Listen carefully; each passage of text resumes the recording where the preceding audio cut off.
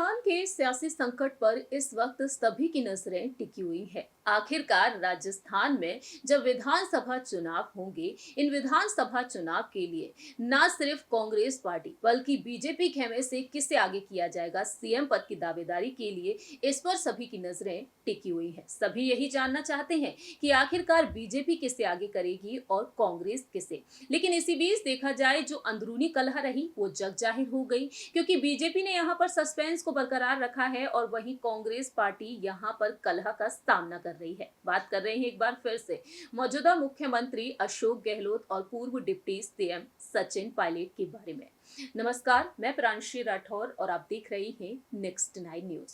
दरअसल सचिन पायलट जो एक वक्त उप मुख्यमंत्री के पद पर रहे, प्रदेश अध्यक्ष पद पर भी वह रह चुके हैं, लेकिन साल 2020 में जिस तरह से उनके बगावती सुर देखने को मिले, उसके बाद दोनों ही पदों से उन्हें इस्तीफा देना पड़ा था।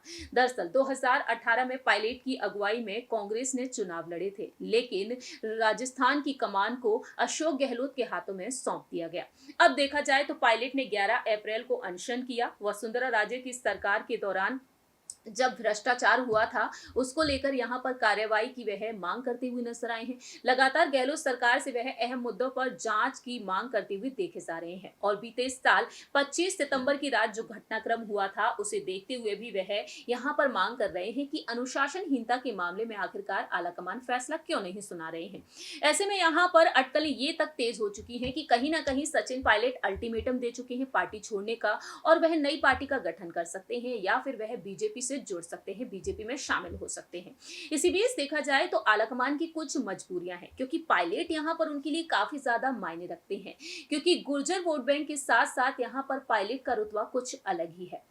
दरअसल सचिन पायलट का कहना है कि वसुंधरा राजे के कार्यकाल में जो भ्रष्टाचार हुआ उसकी जांच होनी चाहिए। पायलट ने एक दिन का अनशन भी रखा। इसके बाद देखा गया कि पायलट के लिए यहां पर एक्शन लेने की तैयारी में पार्टी के नेता नजर आ रहे थे, लेकिन राहुल गांधी और प्रियंका गांधी वाड्रा ने जिस तरीके से इस मामले को शांत किया, उनका साफ तौर पर कहना रहा कि पायलट के खिलाफ कोई भी कार्रवाई नहीं होगी।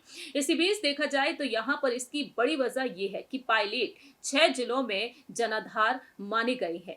जयपुर, दौसा, अजमेर, टोंक, झालावाड़ और कोटा में पायलट की सीधी दखल अंदाजी मानी जाती है। इन जिलों की 3 दर्जन से ज्यादा विधानसभा सीटों पर सचिन पायलट की बेहद मजबूत पकड़ मानी जाती है। राजनीतिक तौर पर देखा जाए तो काफी मजबूत माने जाते हैं सचिन पायलट यहां पर, और ऐसे में कांग्रेस बिल्कुल भी रिस्क लेना नहीं चाहेगी। राजनीतिक विश्लेषकों का मानना है कि सचिन पायलट का पूर्वी राजस्थान में खासा प्रभाव है। चुनाव से पहले कांग्रेस पायलट पर कार्रवाई कर गुर्जर्स को नाराज नहीं करना चाहती है, क्योंकि 2018 में उनकी अगुवाई में चुनाव लड़े गए थे और गुर्जर वोट बैंक को और भी ज्यादा बढ़ावा मिल गया। तो अब देखा जाए तो यहाँ पर सचिन पायलट को सीधे तौर पर दरकिनार नहीं किया जा सकता, साइडलाइन नहीं किया जा सकता। ऐसे में सचिन पायलट को लेकर आपकी क्या कुछ राय प्रतिक्रिया है, ये आप कमेंट सेक्शन में बता सकते हैं। तब तक के लिए आप देखते रहिए नेक्स्ट 9 न्यूज।